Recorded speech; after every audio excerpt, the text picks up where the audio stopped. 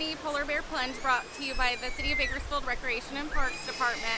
We're really thrilled to be back this year because we did have to take a break last year. So it's become a Bakersfield tradition for many families, and we're really happy to be here today. What are you doing here today? Polar bear plunge. How's it feel, buddy? Good, but not really.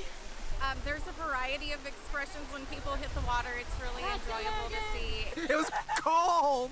It was cold. It's like sweater weather right now. You sure you're okay? No, I'm delirious.